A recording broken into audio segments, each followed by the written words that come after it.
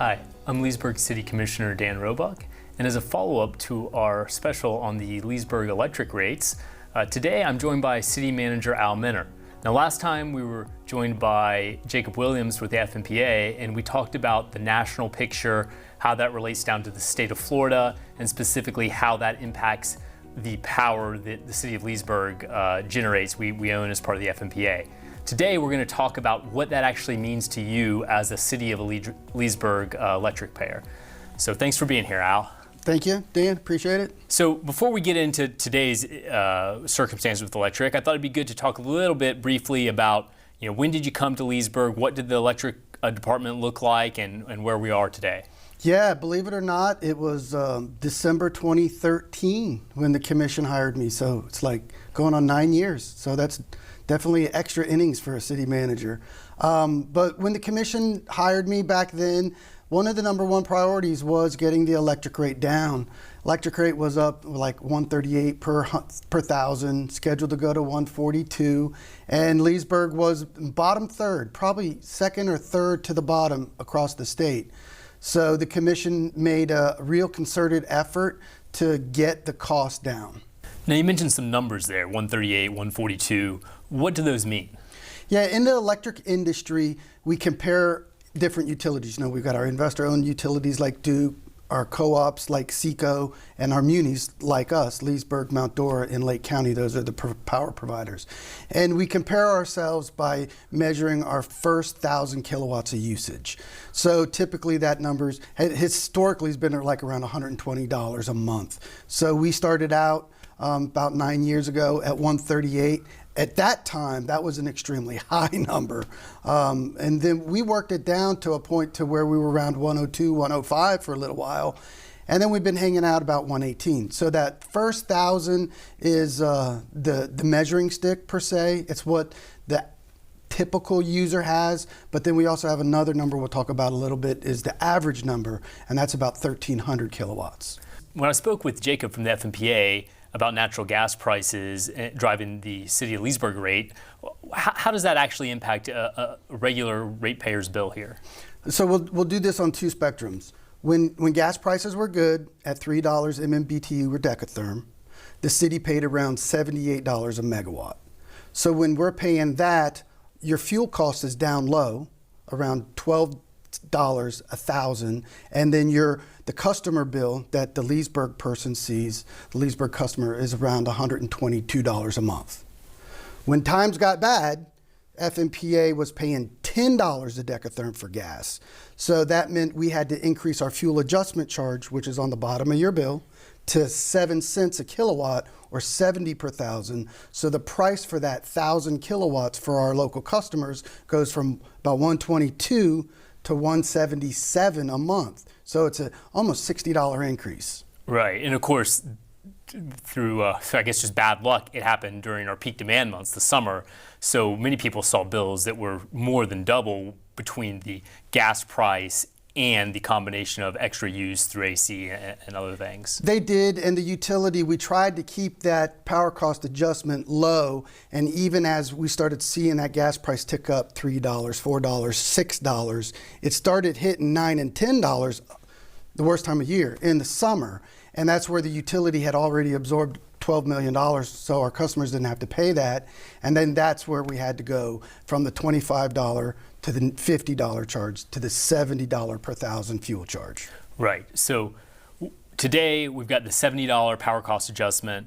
Now, speaking with Jacob from the FMPA, he talked about the natural gas futures and some hedging strategies. Where do we see that rate going forward here? Well, unfortunately, we're going to see the 7 cents or $70 a kilowatt charge probably from now through March of 23. So that means the 1,000 kilowatt bill is going to hang around that $177 a month. And the typical usage of the 1,300 kilowatts is going to be around $243 a month. When the hedging starts kicking in, FMPA is able to bring that gas price down a little bit and keep it in the ballpark of about $6 a decatherm.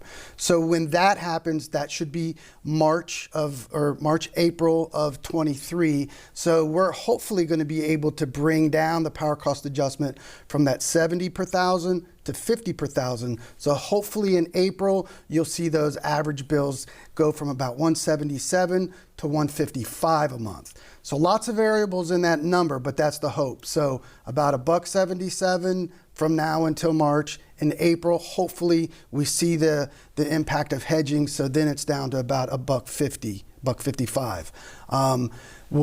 They've got the hedge performance set up to be around $6 for about a year. So then in March of 24, April 24, we'll see the next drop to when they get it closer to about $4.50 in gas hedged.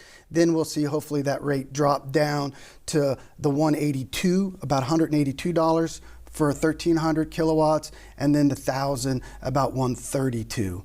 So it kind of brings it back full circle, right? 9 years ago, we were at 132, and that was a bad rate. And if we're at 132 in 2 years, that's going to be a good rate. And that's because natural gas is just much higher across the board than it was, 10 years ago. Unfortunately, that's the case.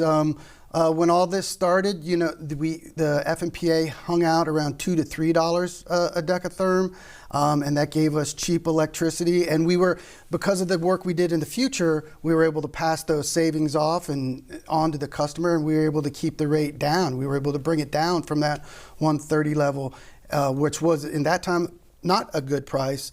When we got it down into below the 120 number, we led the county for probably the last 5 years. Our rate's been more competitive than Duke. We've been nip and tuck with SECO for years now. Unfortunately, what our customers are seeing is we're reacting to this first. You and Jacob talked about that a little bit. So when January hits, a lot of the other customers will start seeing the increases that unfortunately we had to do first. But we'll catch up. I think the commission's committed to it. We've kind of gone by the mantra, be a utility first. And the commission is, a lot with your direction, Dan, too, has been not to increase our rates artificially to benefit the general fund, but be a utility first. And I think the thing we just need to constantly remember is this is a pass-through cost to the customers. When gas comes down, the rates will come down. So we'll keep working with FMPA, and those time frames I think are critical. March, you'll see the high number, 177. April of 23, hopefully that drops to the 155 range, and then in April of 24, hopefully another dip down to the 132 range. When we ever get back to $2 and $3 gas, who knows? Right. And now, and this seems kind of obvious when you look at it, but with these high prices, I think everyone's paying a lot more attention to their bill, and I see people comparing bills to maybe their friend who has Duke, and while as Jacob mentioned, Duke can't go up till January, I think there's another important difference in that on my City of Leesburg bill, I have other services, not just electric. So what all is on my City of Leesburg utility bill each month? Yeah, it's good and bad because our utility customers now pay about 5 utilities when they come into City Hall or however you pay, and they look at that bottom line and it could be $300. But remember, there's about 5 utilities. You have your electric bill, you have your sewer bill, you have your water bill, you have your solid waste bill or trash bill, and you have your stormwater fees are all. So there's 5 utilities that you're paying for. So be careful. Look at those gray boxes. So each utility has a gray box, and then the bottom bill is a gray box. So we can say you're using $150 in electric, but you might have a bill for $300. So we've been hearing my electric bill is $300. No, your whole utility bill is $300. So then we get that comparison of different utilities. So those folks who aren't on Leesburg Electric, they could be paying a water bill to somebody else. You're still paying a trash bill to somebody else and an electric bill. So those non-all-in customers are still paying other bills that sometimes we get compared to because a Leesburg customers is typically going to get a bill that has 5 utilities on it. Thanks. Yeah, I think that's important to note. And I know something we've talked a lot about, and we look at all those utilities separately, and we're in the bottom half of Lake County for for water, for solid waste, for sewer. But still, at the end of the day, you know, when people are looking at their bills, it's a lot of money. And but it's good to hear that, you know, come in March, maybe should see a little bit of a decrease, and hopefully then a little bit further going forward. So thanks for explaining that. Certainly, I think it's helpful for people to hear exactly what's going on. You know, nobody likes the situation we're in, including the city, but it's good to be informed. So I appreciate you being here and for explaining that. For more information on ways that you can save on your utility bill, make sure to check out the city's website at leesburgflorida.gov.